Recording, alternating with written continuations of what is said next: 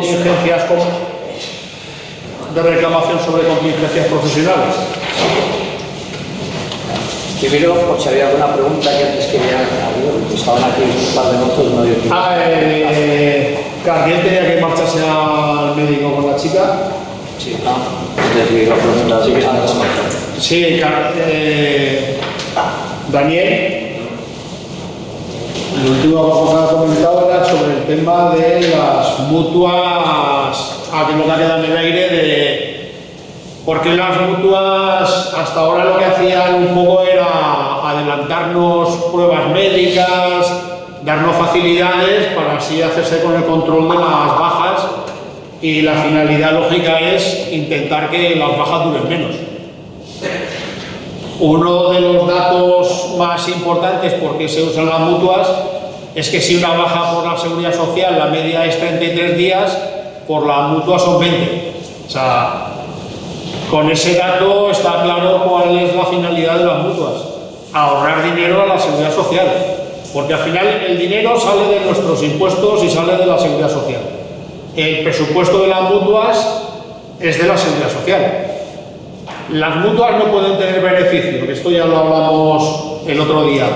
¿Qué hacen? Pues a final de año, si ven que les va a sobrar dinero, pues un congreso en Filipinas, no hay ningún problema, es decir, será por dinero. El director de una mutua, de las grandes, pues puede cobrar el doble que el presidente del gobierno, el doble, 3 veces o 4 veces el salario del presidente del gobierno de este país. Entonces, que las mutuas son entidades sin ánimo de lucro, eso es lo que pone, pero que con el dinero que gestionan, lógicamente no pueden tener beneficios. Si un año tuvieran beneficios, al año siguiente el gobierno le recorta su presupuesto, con lo cual hay mecanismos para no tener beneficios. Un congreso en Filipinas o donde sea, sueldos. Esa es la finalidad de las mutuas. ¿A costa de qué? Pues a costa de nuestra salud y a costa de que nuestras bajas duren menos. No hay otro misterio. Bueno, yo, siguiendo en eso, creo que lo que se plantea, el tema de acortar las bajas, más allá del hecho de la criminalización, que es el aspecto que nos preocupa en inmediato, es, insisto, en el concepto de cotización social. Siempre los empresarios, aparte de hablar de no subir los sueldos o de contener los sueldos, siempre hablan del recorte de las cotizaciones sociales, como si fuera, la gente cuando habla de eso le suena generalmente a marciano, que es la social. No, estamos hablando siempre del salario diferido, o salario en especie.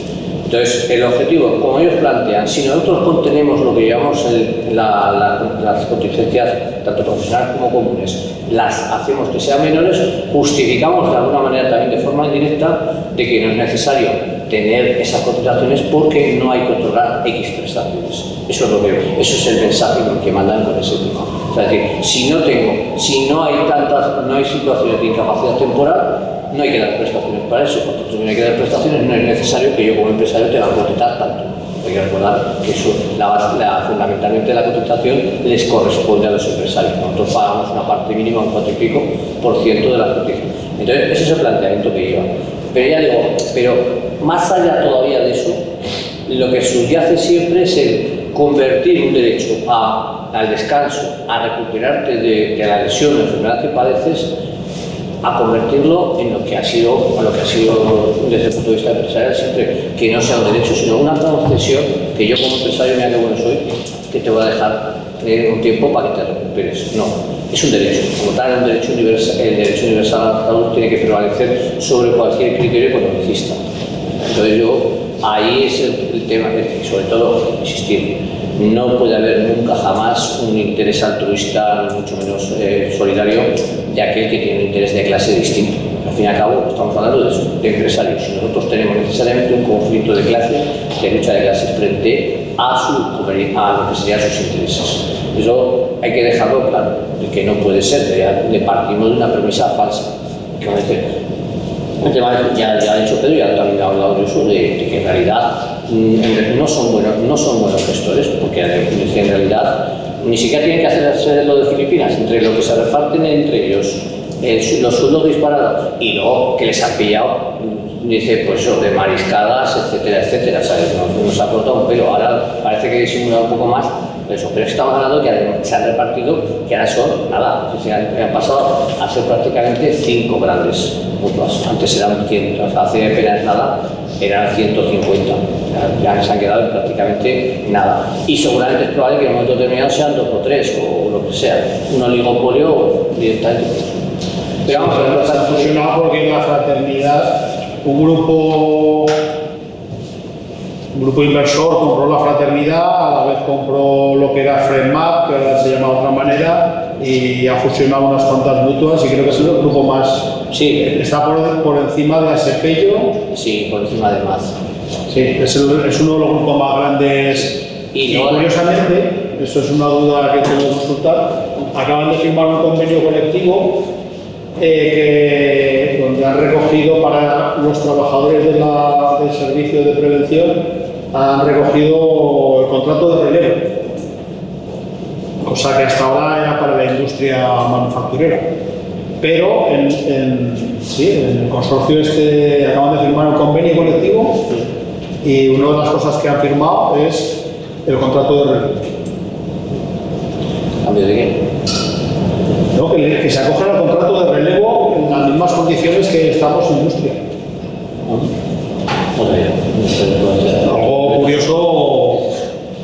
Bueno, sí, dice cualquier cosa de todas maneras, dice, y aparte de eso, las implicaciones, porque cuando lo de las mutuas teóricamente ahora les permiten concertar con otros medios que antes estaban más limitados, y el hecho de, por ejemplo, de las grandes aseguradoras como Adeslas y compañías y las relaciones que tienen con las clínicas. Aquí, por ejemplo, la MAT tiene centro propio, pero muchas mutuas, dice, una cuanta mutua no tienen centros propios, con lo cual concierta con grandes compañías aseguradoras de Adeslas o el grupo Quirón. Básicamente, sí, los hospitales. Antonio. Una de las cosillas que hemos comentado y tal, lo de hacer que las contingencias profesionales pasen a la seguridad social, eso depende del comité de empresa, lo puede solicitar, depende de la empresa. ¿Quién determina el poder hacer el cambio? A ver, las empresas, dice, los sindicatos ahí, el comité de empresa, la representación de los trabajadores no puede imponer, los conciertos son voluntarios y es una decisión discrecional del empresario. Ahora bien, dicho lo cual, la negociación, dice, no le podemos imponer al empresario esa decisión, pero también es cierto que si la movilización y se lleva un conflicto con la empresa, en algunas ocasiones, como en Navarra, esto se ha conseguido por parte de eso, de que precisamente se pase a la seguridad social. Pero dice, la obligación legal no tiene, me explico, obligación legal no tiene. O sea, ellos no tienen obligación legal de seguir ese criterio. Por ejemplo, en contingencias comunes, lo que obliga la ley es a consultar, pero esa consulta no es vinculante. ¿Vale? En contingencias profesionales, libre absolutamente. No tiene ni siquiera que comunicar a los representantes de los trabajadores con qué mutua entidad concierta la prestación sanitaria por esas contingencias. En contingencias comunes, lo único que obliga la ley es hacer una consulta, que bueno, pues sí, te consulto, pero tú no puedes decir que no, pero yo te voy a decir que el empresario tiene la última palabra.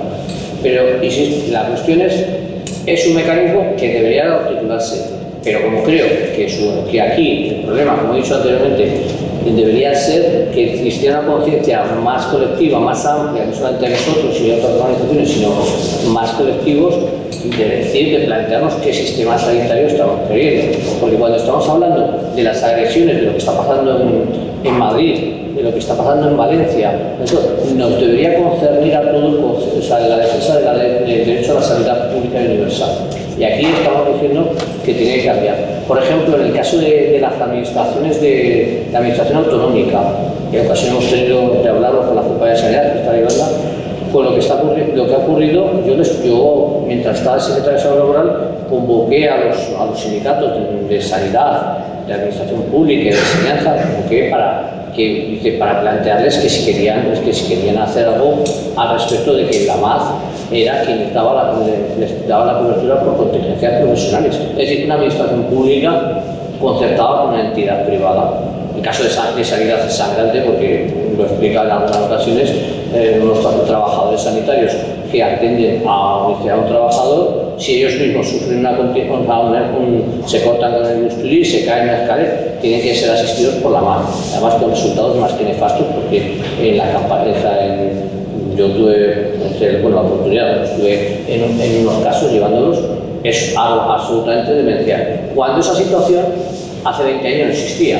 En 2002 se transfieren las competencias tanto de sanidad como de enseñanza a la comunidad autónoma. Y a partir de ahí, el personal estatutario, que está asignado al funcionario, pero que siempre está en el régimen general, pasa de ser autoasistido en su momento, con sus propios medios, a tener que irse, a ser atendido por la mutua de accidente de Zaragoza, por decisión del Ejecutivo aragonés. Y los de enseñanza, los que son personal interino, no son funcionarios del Estado, pues dice también directamente, y los funcionarios del Estado que quieran ser, dice, sin embargo, los funcionarios del Estado transferidos a la comunidad autónoma, que es el régimen de muy fácil, pero que eligen sanidad pública, van a ser asistidos por ese mismo accidente de trabajo. Si lo tienen yendo a trabajar en el centro educativo, van a poder ser asistidos en el hospital médico. Yo llevo un caso concreto de Antecorreos, un trabajador me dijo: oye, esos funcionarios me dicen que la multa. Digo, tú te vas a multa a otros funcionarios del Estado.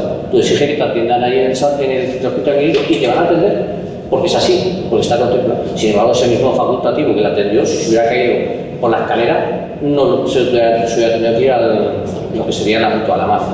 Eso es lo que sí que podemos poner en el candelero, denunciar. Estoy diciendo que es necesario que en las empresas se diga que como no tiene obligación, que atienda esa petición de los trabajadores, pero se quedará en lo inmediato. Hay que hacerlo y hay que hacer entrar en esa dinámica, pero creo que hay que ampliarlo a una reivindicación global de lo que defendemos como concepto de salud. Entonces, pero sí, claro que hay que hacerlo, sobre todo porque da a conocer que eso no tiene por qué ser así. O sea, necesitamos sobre todo hacer labor divulgativa, que lo que durante tantos años ha sido normalizado no lo es, no debería serlo en absoluto. Decirles que eso, lo que pasa es que ese mensaje que han estado transmitiendo, porque a mí me pasó con los compañeros del ayuntamiento, lo primero que me dijeron es: oye, y algunos otros dicen: oye, pues es que esto, dice, mal, porque fíjate, ¿cómo vas a tardar mucho tiempo que te atiendan? Claro, y la supuesta ventaja que ha dado Pedro, lo que tengo de atenderte antes, no, claro que te atenderé antes. Digo, sí, para tirarte por el barranco, diría el lenguaje coloquial. Claro que te atienden, sobre todo porque tienen todos los medios, dice que se está restando y sustrayendo la sanidad pública. Antes se aportaba el 20%, y yo digo, cifras conservadoras. Yo en su teoría bastante más por encima de patologías supraarticulares de personas en edad de trabajar, en población activa. Hoy por hoy están siendo tratadas por el sistema sanitario público cuando deberían estar siendo tratadas por la mutua, porque se ha cotizado. Eso es un saqueo constante y cotidiano de la sanidad pública. Si transfiriéramos todo ese dinero y todo lo demás a la sanidad pública, esto podría ser. Pero digo, es lo mismo que la situación de las llamadas listas de espera. No puede ser que hace 30 años una persona acudiera al Servicio Público de Salud, que todavía estamos hablando que hace 30 años, todavía en muchos casos, todavía ni siquiera existía la tarjeta sanitaria, todavía teníamos alguna remora de que todavía no estaba cubierto, y sin embargo la prestación sanitaria era que te atendía el médico, te atendía sin tener que pedir cita previa ni nada al médico de asistencia primaria, y el médico especialista, el oftalmólogo, te atendía de forma a los 2 o 3 días. El ejemplo soy yo. Y ahora no, a un oftalmólogo mediástico. O sea, eso es lo que no hay en los medios. Sí, perdón. Me gustaría comentar una práctica que sucede en mi empresa, que es aquel trabajador que tiene cualquier tipo de lesión, accidente, lesión leve, incluso graves, se les manda una especie de permiso retribuido a casa. ¿Qué? Una situación de preguntas. Es como un poco la práctica que el supuesto fraude que hace mi empresa es aquel trabajador que tiene un accidente, pues le dice, lo reconoce verbalmente y le manda como una especie de permiso retribuido a casa. Vete 2 días, descansa, no te preocupes, vete 3 días, pero el problema viene cuando ese trabajador se reincorpora y no tiene ningún documento, no tiene ninguna justificación donde ha tenido ese percance, y es cuando el servicio médico le manda a la seguridad social. Intentar recuperar, pues bueno, pues tendrás que ir a la determinada. Ahí vienen los problemas porque ese trabajador no tiene ninguna prueba donde pueda. ¿Qué tamaño de empresa sois? ¿Pequeña, mediana? Grandes, multinacionales, se ha comentado, es una multiservicio, digamos, un trabajo de empresa pública. Vemos también que hay jardines, o sea, esta es una práctica generalizada. Pero ahí la primera labor sería, se ha producido un accidente porque aquí lógicamente si hay una lesión y le están mandando a casa, ahí se ha producido un accidente. Está reconocido. Debería haber un parte de accidente, una investigación del parte de accidente, delegados de prevención, o sea, todo ese mecanismo. Pero eso es lo que la empresa intenta evitar, que no haya un registro, que no haya un estudio para hacer futuras. En la práctica, de los supuestos que hemos hablado anteriormente, he comentado, ya una de las prácticas de que la gente se va a su casa sin haber recibido asistencia sanitaria inmediata, ¿me entiendes? Ocurre. Bueno, eso. En estos casos, cuando uno ha sufrido una lesión, es importante que le registrar. Y en este caso, como estamos diciendo, que le incapacita en lo inmediato, independientemente de que luego se toma nosotros la baja más días, tiene que acudir a la multa. La multa dice, lo que no puede decir es que si tú no estás, la empresa no es quien tiene que valorar la lesión ni la patología, es que si no estamos ya permitiendo absolutamente todo. La empresa no puede decidir eso, ni tampoco el médico, ni siquiera el médico de la empresa. Si yo tengo una lesión, tengo un malestar, o tengo digamos una sensación de que no estoy bien, lo que tengo que hacer es asistir. Nadie tiene que estar trabajando en las condiciones de salud inadecuadas. Por tanto, si eso del descanso de oro, es que si no estamos permitiendo, o sea, decir, el médico que decide, no, el cómo que decida sobre mi salud, no. Si yo estoy en ese momento determinado, ni descanso ni nada, yo me voy, me tienen que facilitar el volante correspondiente que realizar el parte de accidentes. Si no lo hacen, me voy a la mutua, y si la mutua no me quiere atender, registraré, pediré la hoja de reclamación de la mutua y registraré el hecho de que estaba allí, pero documentaré el hecho, insisto, fundamentalmente es tiempo y lugar de trabajo es lo que va a determinar en buena parte, junto con un relato coherente de lo sucedido, el reconocimiento de ese accidente de trabajo. Por tanto, hay que hacerlo. Si la empresa no quiere hacerlo, dice, pues habrá que también denunciar la inspección de trabajo, porque eso es sancionable. ¿De acuerdo? Porque se está produciendo un no reconocimiento, y eso está en la LISO. Está reconociendo el accidente y no lo están comunicando, es decir, habrían cumplido dos faltas que en mi entender son graves, según la LISO. Estarían cubriendo y no, entonces ya está. No pueden hacer eso. En este caso sí que tenéis delegado de prevención. Entonces, la vía también sería que los delegados de prevención Están presentes. Claro, actúen porque si hay un daño, si hay una lesión, ya no hablamos de un incidente, que los incidentes se pueden tapar. Ya sí que es un accidente de trabajo. Como no son más incidentes, pues incluso desde el punto de vista de la empresa. Ahí no pueden taparlo, es un accidente, tiene que haber una investigación del accidente. En el momento que hay una investigación hay un parte. A eso es a lo que hay que acogerse. No, lo que pasa es que seguramente lo que está diciendo el compañero es típico. Generalmente lo hacen con mal disimulo con las empresas, estas que tienen el médico que tenéis, el médico, lo hacen los médicos y dicen, vete para casa, te recuperas eso. También la mutua lo están haciendo.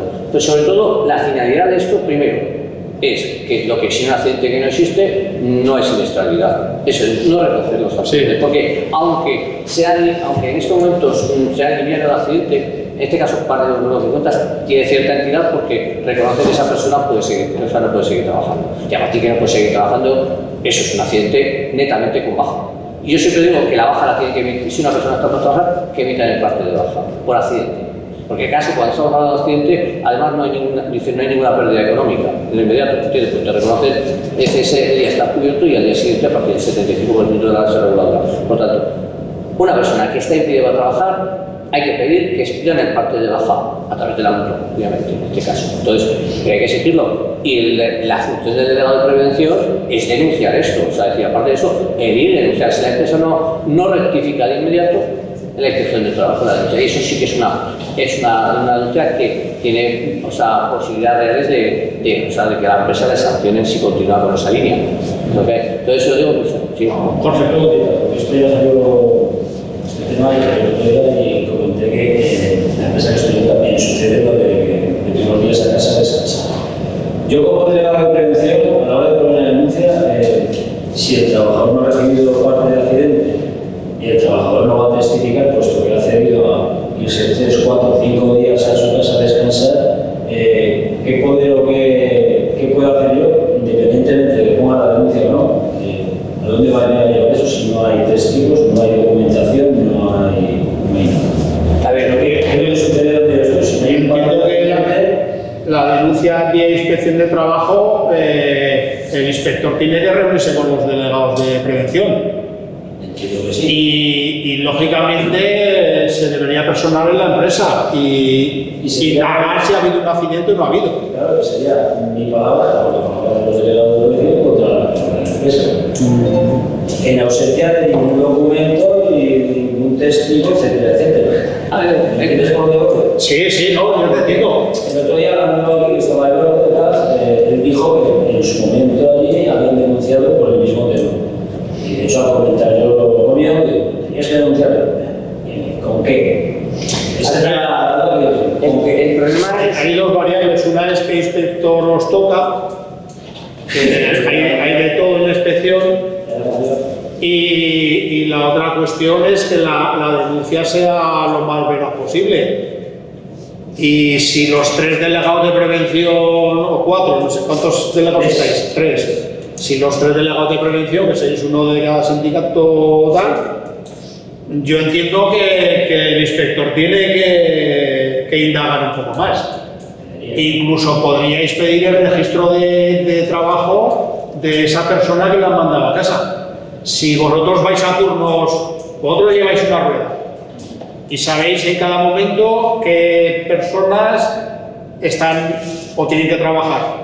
Si casualmente esa persona que denunciáis que ha tenido un accidente, Habría que cuidar claro, que el inspector pida, pero es que el inspector sí que tiene la potestad de presentarse allí el registro de los turnos, el registro de fichaje, claro, a criterio del inspector de trabajo, pero es labor de los delegados de prevención. A ver, yo creo varias cuestiones. Primero, la voluntad también del propio trabajador de cómo va a actuar, ¿vale? Si el trabajador no quiere denunciar, eso no dice que no quita que tú puedas denunciar, ¿vale? O sea, pero también es cierto que es un hándicap, es importante, sobre todo a la hora de testimoniar los hechos, ¿vale? Entonces es importante que nos ha podido, nos pasa, claro, que con la inspección aparte es importante, como tú dices, el material de los inspectores, pero si ya partimos de esa base es más complicado, independientemente de la voluntad que tenga el inspector, porque nos encontramos que el relato es fundamental también, si luego no se dice lo que tú estás denunciando, no es ratificado por el trabajador, pues tenemos un problema, ¿eh? Es así, en muchos casos. Pero sobre todo, lo que sí puede ser variable es los daños, la casuística de enfermedades que aparecen como enfermedad no laboral o accidente no laboral, pero que en realidad se repite mucho. Entonces ahí sí que se puede solicitar a una investigación, pero es un hándicap. Por eso hay que animar a la gente a que exija ese reconocimiento del accidente, es fundamental. Entonces por eso tienen tanto interés en demorar ese reconocimiento, por eso todas estas tácticas dilatorias, todo eso lo que hacen es sobre todo eso, que no se pueda, desaparezca el vínculo de causalidad, del vínculo directo que tienes con el tiempo y lugar de trabajo. Y es donde tienen, porque es lo que cambia sustancialmente, y no es lo mismo que nosotros tengamos que probarlo, que tenga que ser el empresario el que tenga que probar que no existe accidente de trabajo, ¿vale? Entonces, ahí insistir hasta la saciedad todos los días. Y la gente, pues, por miedo, por desconocimiento, pero decirle que no, porque es más, recordarles siempre a la gente que el hecho de comunicar un accidente, de denunciar un accidente, prevalece, o sea, les da una garantía, aparte del reconocimiento de esa contingencia, la llevada garantía de indemnidad. Es decir, que si tú por ejercer esa acción sufres algún tipo de represalia, como un despido o una de esto, en principio la garantía de indemnidad haría que ese despido o esa represalia fuera nula. La garantía de indemnidad, pues, consiste en eso, que nadie te puede saber por ejercer un derecho. Entonces, y ahí funciona, entonces lo decimos. Eso ha funcionado e incluso en algunos casos los más sangrantes, que por ejemplo con población migrante hemos animado a eso porque eso significa en algunos casos que incluso por ley están teniendo que regularizar la situación. Pero animar siempre a denunciar si no se reconocen los accidentes, porque es la única vía de eso, que te garantices. Porque si el accidente se produce, las lesiones a veces no sabemos en qué van a derivar, pues por lo menos que tenga derecho a esa prestación económica. Yo quiero, ahora hablando de esto, de las situaciones como se dan, hace 4 días, hace 15 días, si no recuerdo mal, una trabajadora marroquí, que había sido contratada por la empresa, que salió el tema de que murió mientras iba a trabajar en el autobús, junto con otras muchas accidentadas. Y la primera reflexión que yo pensé es que hablaban del fallecimiento, que nadie pocas veces hablaba de accidente de trabajo, y pensé que seguramente ni la mutua tendría ninguna disposición de pagar la prestación económica que correspondía, no digamos si tenía que ser asesorado por la empresa, y tampoco apareció ningún sindicato, ninguno, ni siquiera el sindicato diciendo que habría que preocuparse que a esa familia que había quedado sin la madre, sin la mujer, sin la hermana, etc., dice la prestación económica que le correspondía. Eso es, aquí estamos hablando del aspecto del dinero, de sustraer dinero, dice, a la gente que ha perdido, en este caso, por la vida. Entonces, por eso digo que, que tenemos que ser vigilantes y en todo momento denunciar. Entonces, por eso digo, sí. Y lo otro, pues si queréis pasamos ya al último tema, que es el de... Sí, en la relación de contingencias. Sí, básicamente lo que sería el proceso administrativo directamente. Vamos a ver, cuando nos encontramos que hemos pasado por este trámite doloroso de que las mutuas no nos hayan reconocido ni la enfermedad profesional ni el accidente laboral, lo que cabe hacer es dirigirnos a INS para reclamar, dice que se reconozca. También es cierto que una de las cosas que no hacen ni los médicos asistenciales ni la inspección del salud, en este caso concreto, que es cumplir con su deber. Cualquier profesional sanitario, no deja de ser de la administración de salud, tiene la competencia y la potestad de oficio de elevar una propuesta para que se reconozca por el Instituto Nacional de la Seguridad Social que esa contingencia que está tratando no le corresponde tratar porque tiene su origen en un accidente laboral o es una enfermedad profesional. No lo suele hacer casi nunca nadie. En todos los años que llevo yo en la actividad preventiva no lo recuerdo. Es una obligación. Lo que echan generalmente los médicos asistenciales echan balones fuera. La inspección médica del salud pues se dedica pues, a veces a tareas que no le competen o a presionar a determinados trabajadores o trabajadoras, qué casualidad, porque son más reivindicativos o más protestones. El caso es que lo podrían hacer. Son 3 formas de iniciar un procedimiento de determinación de contingencia. La primera, que ha dicho, que el médico asistencial que considere esto de la propuesta o la inspección médica de salud.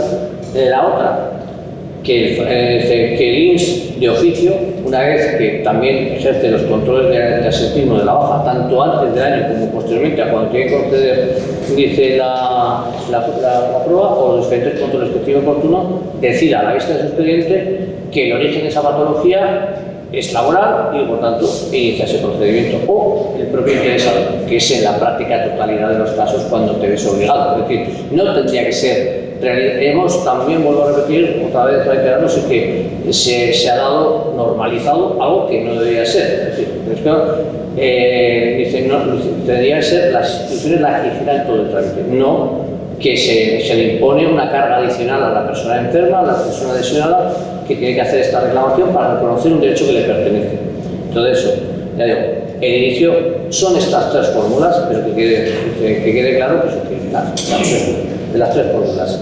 Entonces, si también puede decir aquí, a instancia de la mutua será en sentido inverso. Es decir, que si te ha reconocido inicialmente, cambia el criterio, pero ni siquiera nunca lo hace, porque directamente tienes esa potestad para decir que que otro día no es accidente ni enfermedad profesional, sino que lo que tienes ahora ya es de origen habitual. Esto que tenemos cura, ya tenemos cura la parte traumatológica de accidente, esto que tienes ahora es degenerativo, por tanto, no recurre generalmente a eso. Y mucho menos he visto nunca ver a una mutua que reclame que se reconozca la contingencia profesional. Claro, por tanto, lo pongo aquí porque oficialmente está así, pero no tiene sentido. ¿Vale? ¿Cuándo se puede iniciar? En cualquier momento. Pero cuando dice, y tiene un plazo de 5 años, aunque a veces excepcionalmente se ha contemplado otras posibilidades. Recuerdo un caso, ahora no está Javier, pero un caso que hicimos con la OPE, con el amianto. Había, dice, para la exhumación de un cuerpo. Y había pasado 10 años de fallecimiento para constatar que la muerte era debida a al amianto. La sentencia judicial así lo reconoció. No lo pero normal, el tiempo establecido son 5 años, con lo cual hay tiempo más que suficiente.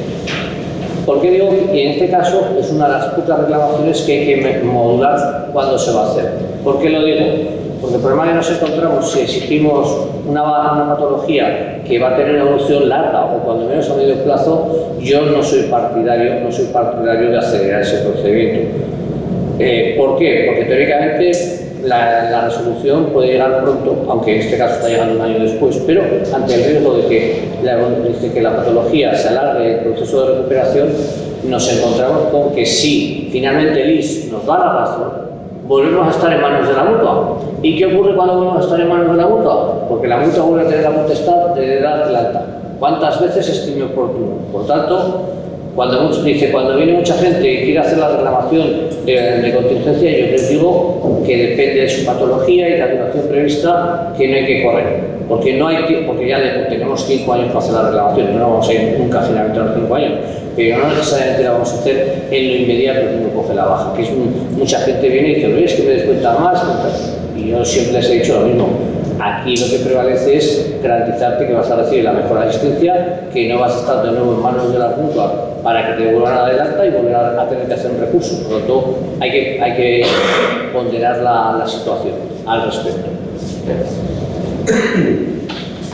¿Cómo es el desarrollo del procedimiento? Lógicamente, una vez que se inicia, que se hace el documento, el INS comunica el inicio del procedimiento al Servicio Público de Salud, en Aragón en Salud y a la mutua, y en un plazo de 4 días hábiles las entidades anteriores emiten los informes que consideran oportunos. Lógicamente la mutua dice que no. Esta cosa, el Salud en esos 4 días no le da tiempo a hacerlo porque no tiene dice generalmente no emite nada, y el trabajador que aporte lo que quiera aportar.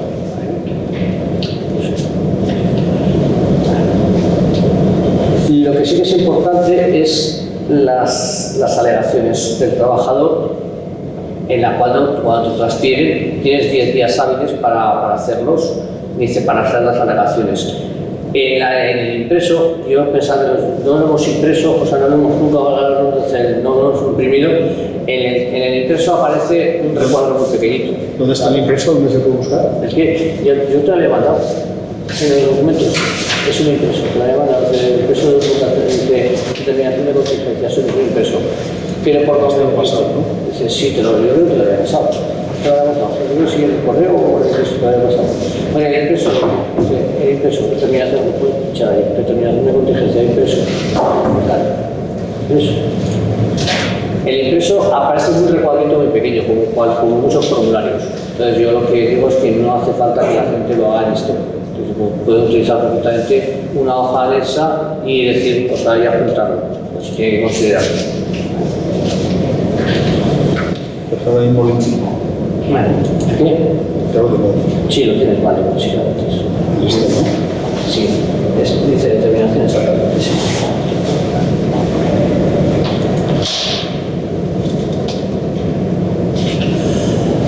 Estamos en el supuesto, como digo, de reclamar la contingencia profesional.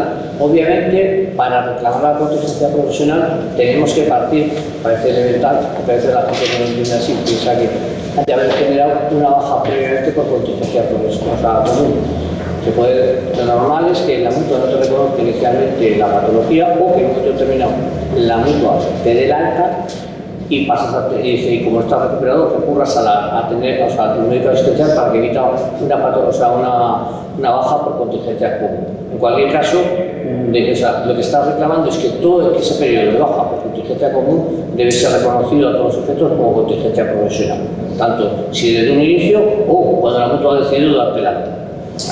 Entonces, a partir de ahí, hasta que se resuelva, recibirás la prestación. Segundo, recibe la prestación económica por contingencia común y si finalmente el INSS decide que procede ese reconocimiento, lo que pasará es que la mutua tendrá que abonar la parte que le corresponda, la parte que le corresponda al Servicio Público de Salud y a ti la parte que no te ha pagado, la prestación también. Y se hace una compensación. Pero eso lo pongo para que sepáis cómo funciona la mutua. ¿Quién decide sobre este proceso? Pues lo normal es que te citen el equipo de evaluación de incapacidad del Instituto Nacional de la Seguridad Social, aquí está en Sancho Abarca, aquí al lado en la calle de Juan Pablo Vélez, al lado de la calle, al lado de de Camilo Las Torres, perdón, Juan Pablo es Juan José de Camilo Las Torres, te citan, a veces no, directamente como tiene acceso a tu expediente, pero lo corriente es que te citen. Y luego elevan una propuesta y es el director o directora provincial del INSS, en este caso de Zaragoza, el que decide en un plazo máximo, dice aquí, de 15 días hábiles, sobre si procede o no el reconocimiento de esa contingencia profesional. Aquí digo 15 días, pero vamos, un año. En este momento está tardando un año. ¿Vale? Un año no te lo dice habitualmente. Eso es lo que. El proceso no es excesivamente engorroso, pero sí que es fundamental, como decía, primero, todos los elementos probatorios que tengamos. Y una parte, aparte de los elementos, luego el relato. Más de una vez hemos logrado que se reconociera en la instancia administrativa anterior, que se reconociera esa contingencia por el relato. Yo recuerdo un caso de una trabajadora que había en un centro cívico que ya tenía un trabajo de movilización de cargas. Y claro, lo que era importante era describir cómo se había producido esa lesión, al mover determinado peso, determinadas circunstancias. Eso significó que la mutua se negó, pero claro, lo que dijo el INSS, como esa presunción del relato era coherente, con la lesión padecida, que había concordancia entre lo que había padecido y entre la lesión padecida y la actividad que había realizado, la aceptáis. Porque gozábamos nuevamente de esa presunción del puesto de trabajo, de la presunción de laboralidad. Entonces, por eso insisto, el relato es fundamental. Una de las cosas que además insistíamos que en la determinación de contingencia, si la situación era compleja, era conveniente acudir al delegado que tuviera experiencia o en su caso al asesor laboral del sindicato para realizarlo correctamente. ¿Vale? Entonces, esto me parece también bastante relevante.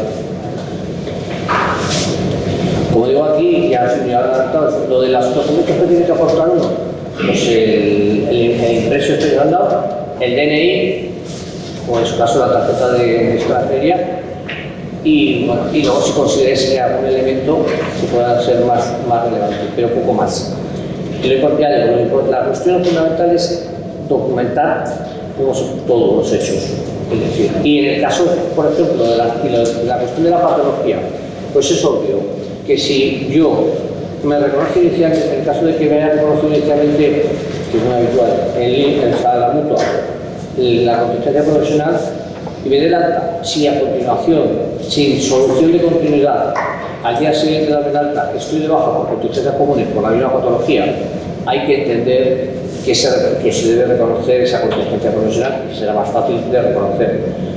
Ocurre en algunas ocasiones que muchos trabajadores vuelven a trabajar, no solicitan al su médico especial que se le dé baja y luego haga la reclamación, y luego pasa tiempo y va a resultar difícil vincular que vuelven a recaer en esa patología anterior, porque la mutua se va a encargar de decir que no tiene relación con esa patología con la cual le dieron el alta.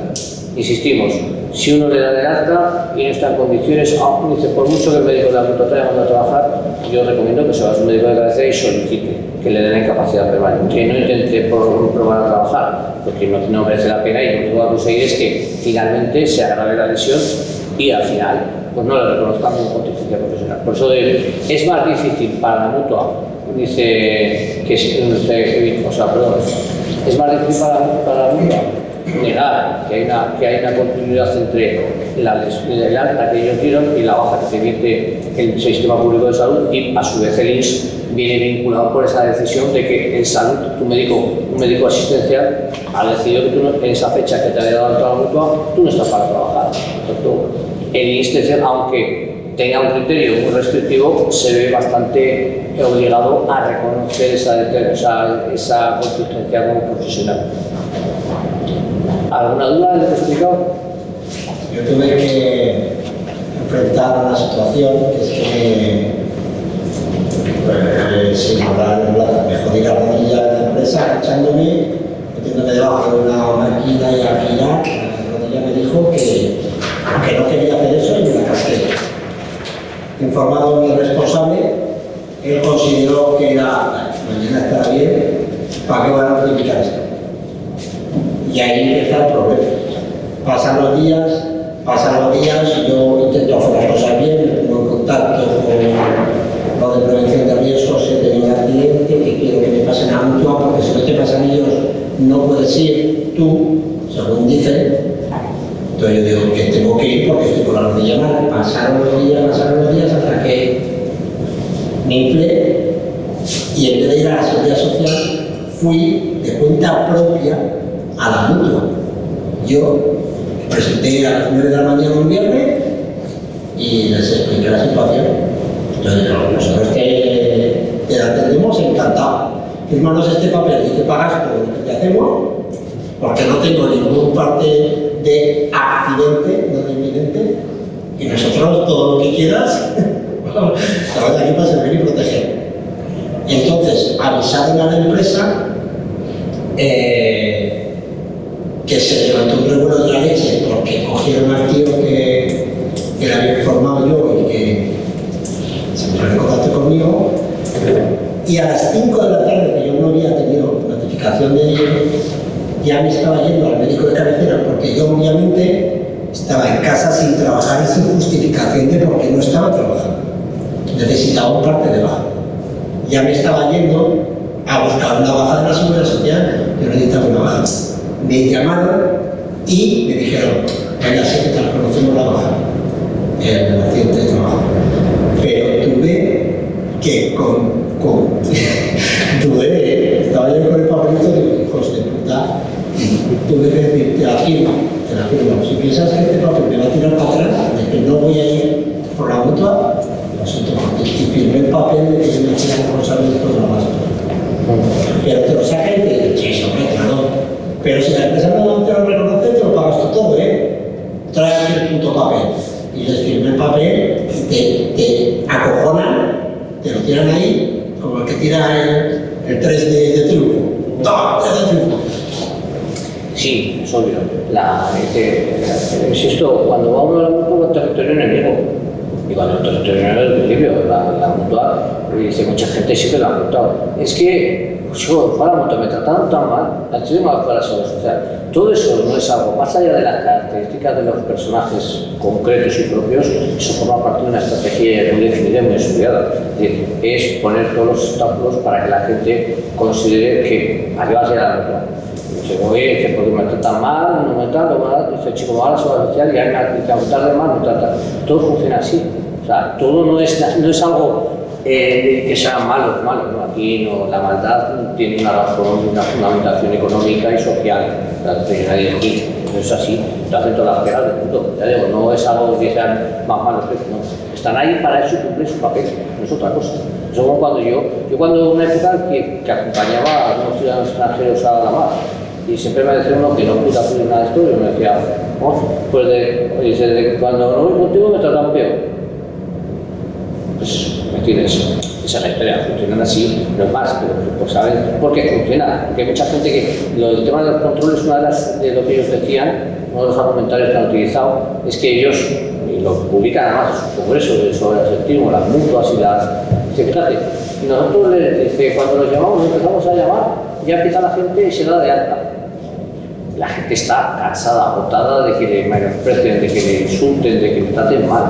Hay gente que ha salido llorando, no solamente pasa eso, también algunos casos de INS, los equipos de evaluación, como han tratado a las personas. Y no hace tanto, hace la mujer de un compañero de aquí de Sanidad, todo eso que a su mujer, una problema mental, no está y tal, le llamaron, dice, por teléfono, dice, a la mujer la trataron fatal. Entonces, que todo eso forma esa protección para que la gente no acuda a la mutua y cuando esto y que se acude a la mutua acepta el procedimiento. Lo sarcástico de todo esto es cuando resulta que te deniegan la incapacidad temporal por enfermedad o accidente laboral y al día siguiente esa misma mutua, como tiene conferida la potestad para controlarte la baja, te viene a machacar también con la baja, por contingencias comunes y te vuelve a citar para tocarte la nariz, no para prestarte ninguna asistencia sanitaria, pero a su vez para ofrecerte unas pruebas a costa de la sanidad pública para recuperarte teóricamente y en causa, es decir, hacerte, como digo yo, si es patología osteoarticular, hacerte el corte y pega y luego mandarte a trabajar cuanto antes, pero con el dinero de todos y de todas. Vale.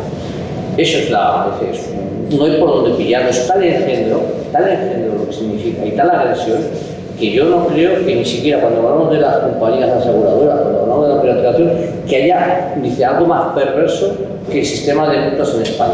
Es difícil de entender así. Porque al fin y al cabo, cuando hablamos, ya que está Yolanda también de sanidad, cuando hablamos de las compañías de privatización y todo eso, es algo más diáfano, más claro.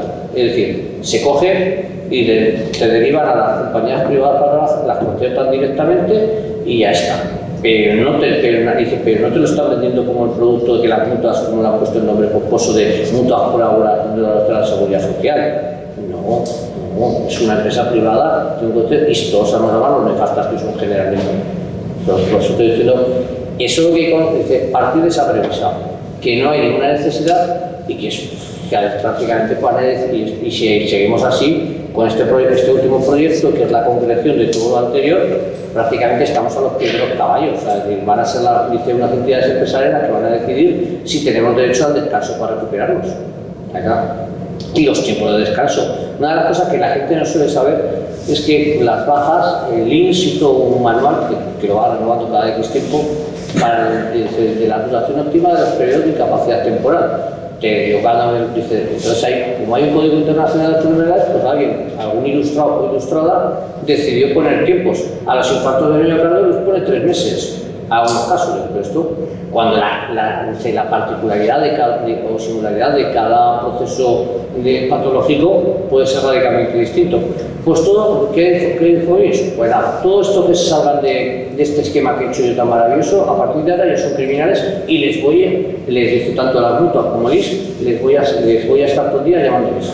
Y me voy a controlar porque esto está fuera de plazo y a ver. De hecho, una de las cosas que también comentábamos de la última reforma de la incapacidad temporal es que cada vez los médicos tienen que hacer más informes. Salió el otro día en la nueva disposición de que a partir de 1 de abril, que es un teórico avance, de que el 1 de abril ya tienes que presentar el parte médico a la empresa. Hasta el partido era lógico que por medios telemáticos no tenía justificación de ser. Pero a cambio de eso, lo que nos dicen es que ahora en la actualidad el médico de asistencia primaria tiene que hacer cada vez más informes y contra más tiempo esta reducción de incapacidad le obligan a hacer más informes, con lo cual tiene una motivación intensa y para que el médico, para que cuando le llegue una propuesta de alta diga, pues a ver si me quito porque me da más trabajo que otra cosa, el justificar. Eso por una parte. Aparte, un detalle que la gente, ahora que decía el compañero de la charla que estaba hablando, cuando dimos la charla sobre las mutuas y la incapacidad, hablamos de los convenios que desde el año 2010, especialmente a partir de 2017, han firmado el INS con las comunidades autónomas para fomentar, dice, la mejora de la gestión de la incapacidad temporal. Eso quiere decir que se han gastado 1.000 millones en el último decenio para dar dinero a los médicos, literal, para que den más altas. Es decir, contra más alta para tu médico asistencial del SALI, no del SALI, el que se supone que debemos de confiar porque no tiene ningún interés económico, el que más alta tiene, más dinero cobra. Ya es la perversión total. O sea, no puedes confiar ni siquiera en tu médico asistencial. Eso, okay. El año pasado eran 10 millones, por eso digo, si queréis esto también podemos hablar más por oportunidad. Son 10 millones de euros que les han dado el año pasado a la comunidad autónoma, 10 millones de euros. Se dice que ahora que para un ordenador, yo porque estos años cambiando el ordenador, lo que a mí no me cuesta que eso es lo que hay que denunciar. Por eso es importante este tipo de actos, pero que se amplíen lo máximo posible, el ir a los sitios, porque eso es lo que hace ver que a la gente, lo que contamos, lo que no se ve. Lo que no se ve, y esto tiene consecuencias. Entonces, hoy por hoy, que tengamos, que estemos vendidos literalmente en muchos aspectos, no. Vamos a decirle, a mí tú vas al centro de salud y dices, qué rápido atiende esta gente. Yo cuando veo esto, dice, qué rápido, digo, madre, lo primero que pienso, digo, este señor estará teniendo un criterio ético, y ahora que lo camuflan. Eso es lo que hay que denunciar. Y a partir de, pues, en el caso, por ejemplo, de INS, ahora, otra novedad que han incorporado, el otro día lo vendían como novedad, y había gente que decía, es que ahora ya ni siquiera a los 12 meses vas a pasar a un tribunal de un equipo de evaluación de incapacidades para la prueba. Ahora va a ser el médico que hasta la fecha era el que te recibía o te atendía y emitía el informe, el que directamente va a necesitar una resolución de alta o de inicio de expediente de incapacidad permanente. Es lo que venía haciendo hasta los 12 meses, que le habían dado esto, pero ahora lo va a hacer a los 12. ¿Qué ocurre? Pues han llegado los médicos y dicen, hoy esto, ¿cómo vas a tratar esa competencia? Si ahora resulta que no son más trabajo, no es cierto, va a hacer el mismo trabajo, y además mi nombre, que va a aparecer mi nombre por ahí, porque ahora es cierto que la resolución que procede de la prueba es una resolución de la dirección provincial. Ahora va a aparecer teóricamente el dato del médico, que es el mismo que te ha dado el alta. Entonces, hoy pues, dice, fíjate, igual se me enfadan los pacientes, mucho miedo tienen, poca conciencia deben de tener de la justicia de sus decisiones. Entonces, lo que hace en la práctica, ¿qué ha dicho? Dice, ¿quién es el maldito? Eso es lo que se resuelve. Los médicos inspectores de la Seguridad Social ya hace años el propio colegio, la Organización Médica Colegial ya tuvo que posicionarse que esto de que el INS tuviera incentivos de llamar a la productividad a dar más altas, pues como que quedaba mal. Que a ver si disimulan un poquito, vino a decir. Eso es sobre este tema de la aclaración de contingencias, ¿alguna duda a la hora de presentarla, de cómo hacerlo, de todas estas cuestiones? Que esto sí que es importante que sepamos tramitarlo como delegados sindicales, porque hay cuestiones que a lo mejor no hace falta pasarlo al servicio jurídico, sino que deberíamos saber hacerlo nosotros. Entonces, quizá pues sí, a ver, lo que insisto, a ver, cuando toda esta práctica de todo este tipo, lo lógico, que no logramos todo tipo de la asesoría, el problema era que queríamos eso, pero para eso estaban los cursos que dábamos y por eso queríamos dar cursos específicos sobre esta materia para que la gente. Se trata fundamentalmente, decimos, insistir en los elementos de prueba, en lo que tengamos, y luego aparte de eso el relato, y el relato insistir. En el caso de que se ha producido el título de trabajo, todos los elementos que tengamos para reunir que se ha producido eso, testigos si los hay. Cuando digo testigos, fiables al 100, no, al 500%, que yo me fío de las pruebas de los testigos. Bueno, mi experiencia personal dice que, que tengo que estar seguro si no matarte. Es un problema, sí, en serio, porque es un problema en eso, todas las situaciones. Y el relato, insisto, el relato tiene que ser claro, preciso y coherente. No hace falta, insisto, aquí la cuadratura de esto que te pone para rellenar, que es el tema de esto, el tema del cuadrito que tiene. Te has dejado aquí otro cuadrito, ¿no? Mira, las delegaciones, ¿no? Está por aquí. Ahí no cabe casi nada. Ahí veis, esto no cabe absolutamente nada. Entonces, ¿qué hacemos? Se adjunta en hoja anexa. Pegas una hoja y le pones tú. Luego lo firmas con esto y ya está. Luego te lo sellen, si va a personas, que te lo sellen. Si no, con firma electrónica. Pero ahí es importante que se cuente, que se narre bien la situación y se explique todos los elementos. Dice, ya digo, no en los casos más sencillos que se ha producido en mi al trabajo, dice, por ejemplo, en el que comento que es más el hecho de que te han dado el alta a la mutua y que daño a la patología, yo hay poco hay que discutir, simplemente contar. Estaba de baja tanto día, el Código Internacional de Enfermedad dice que es lo mismo, no me he recuperado, el Servicio Público de Salud dice que yo sigo estando sin recuperarme esa lesión. Ahí no hay ningún problema. En el caso de la dificultad viene, va a ser enorme. Bueno, eso si los pacientes no han quedado registrados de ninguna manera. Ahí va a ser, como pongo en los textos, muy difícil poderlo probar. Va a ser muy difícil. A no ser que la enfermedad o la lesión solamente pueda ser por causa exclusiva de ese trabajo. A ver, quiero decir, por ejemplo, en el caso de que del amianto está claro, ¿vale? Pero aún con todo, si la persona es fumadora, aún tendríamos algún problema, ¿me entiendes? Eso está claro, pero la mayor parte de las cosas, si no quedan registrados, no hay nada absolutamente tal, va a ser muy prácticamente imposible que se logre. Entonces, a partir de ahí, más de una ocasión hemos tenido dificultades y yo, lamentablemente, por muy vueltas que hemos dado casos, no. Pero en estos casos, y el redactador, ya digo, lo más claro, lo más preciso. Los elementos de prueba, si hay testigos, si hay hechos. Pero si no convencemos a la gente que tiene que hacer de registrar los accidentes, va a ser eso. En el caso de que haya un accidente, lo que hemos mencionado antes, un accidente que inicialmente queda registrado como baja y luego no te lo quiere reconocer la mutua, si esa lesión es compatible con la enfermedad o la lesión que luego puede padecer, también lo redactaremos así. Está claro que si me doy un golpe en el hombro, aquí pues puedo saber que es patología, una tensionitis, una tendinitis, etc., una artrosis determinada de hombro. Y si me aparece al tiempo, es compatible. Lo que no puedo decir, lo que está obviamente es que si me da aquí, pues no puedo decir que el pie, a no ser que también haya sufrido una caída en el que el pie es implicado. Es decir, que tiene que haber cierta, que tiene que ser cierto, el relato tiene que ser coherente. Y las lesiones son compatibles.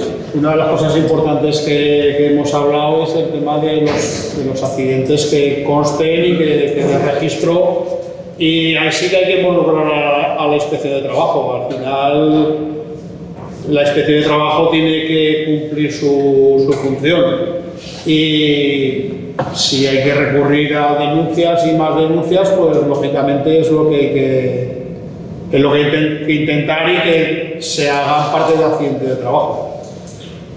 Una pregunta, José Luis. En caso de que, en el supuesto de que un trabajador no tenga el acceso, o sea, afiliado a un sindicato y acuda a su médico de cabecera con esta cuestión, que no la han querido atender, que no han querido hacer, ¿el médico tiene alguna obligación de indicarle el tema de cambio de contingencias? A ver, si el médico a mí me está diciendo que se acuda a la mutua y no lo quiere atender.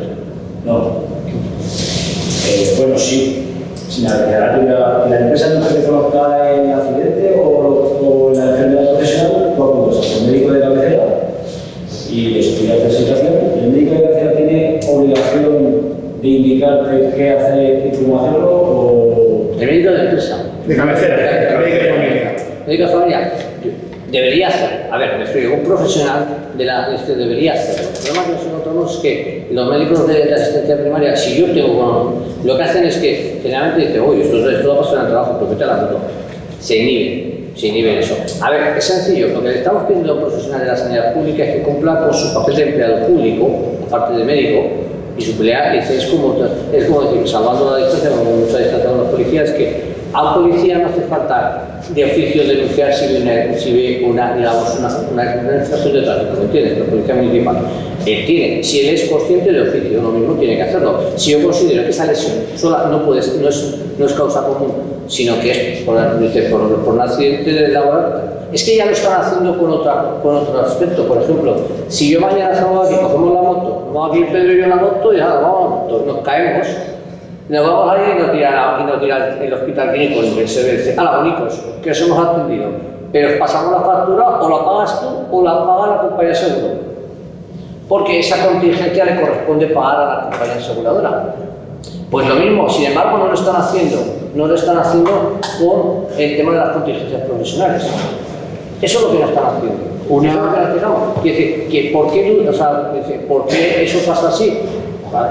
el poder también importante de las mutuas, esa concepción de que nos comemos ya un 20% de enfermedades, de patologías osteoarticulares, mínimo. Sí, una pregunta, ¿el médico de familia puede realizar a instancias de... Yo voy al médico de cabecera y le digo, tengo este problema, tal. ¿Pueden ellos hacer este formulario?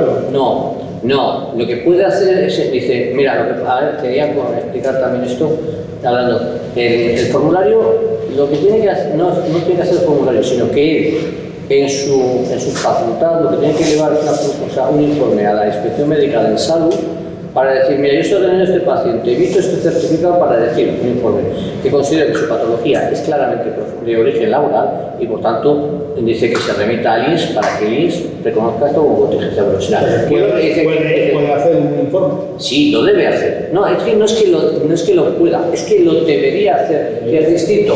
Pero primero, dice, como están, aparte de... Ahora y además, dice, uno de los problemas que tenemos es que encima, es cierto que tenían toda la saturación de la atención primaria, pero el problema es que además están desprendiendo de muchas obligaciones con el tema de las bajas, ahora que ya no necesariamente las tiene que estudiar el médico de cabecera, porque son los hospitales, etcétera. Hay un sector importante de médicos que no quieren ninguna comunicación con esto, ni lo van a hacer, o sea, no lo han hecho nunca. Y porque a mí me tocó, cuando la pandemia, me acuerdo, una médica que me dijo, usted me va a enseñar, un sindicalista me va a enseñar a hacer, digo, pues sí, señora, sí, le va a enseñar a hacer su trabajo administrativo, que eso digo lo que tiene que hacer. No lo hacen. Pero no tienen, o sea, es de oficio, ellos no tienen que hacer este ingreso, ¿entiendes? Porque esto es el ingreso, lo haces tú, a instancia de parte.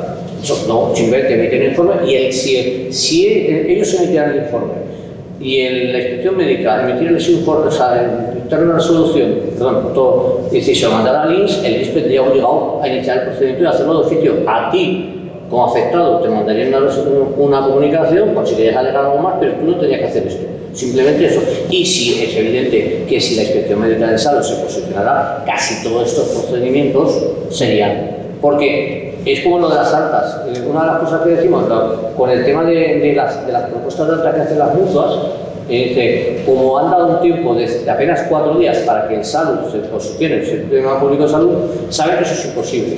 Entonces, claro, automáticamente el Salud o el médico de cabecera no acepta la propuesta de la mutua, pero dice, van al INS y el INS, como no tiene ningún dictamen en contra del Salud, un dictamen firme, pues obviamente facilita que den el alta a conveniencia de la mutua. Pero aquí ya digo, estamos diciendo que tiene que la gente exigir que cumplan su labor.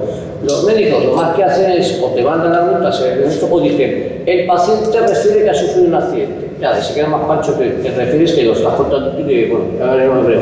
Pero es que en algunos casos, por la sintomatología, por el tema del trabajo que realizas, son evidentes. O sea, cuando estamos hablando de que si yo me dedico a ser mecánico y estoy todo el día, o sea, mecánico ajustador, o me dedico a que estoy trabajando con determinadas herramientas, si soy tornero, hay elementos, porque se habla del codo de tenista y del codo de tornero, pues ahora ya que es muy moderno, ya no.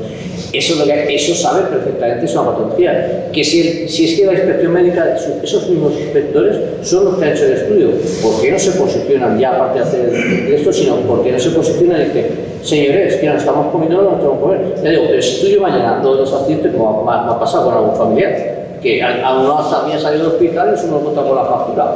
Para el tráfico han ido corriendo, pero si va algo bueno, sí. Entonces entiendo que independientemente de que tú inicies el cambio de contingencia, rellenando la solicitud y demás, si el médico entiende, para beneficio tú, el médico de la Seguridad Social, entiende que tienes razón, que esto viene derivado de un problema laboral, eres el que emite el informe, ¿es correcto?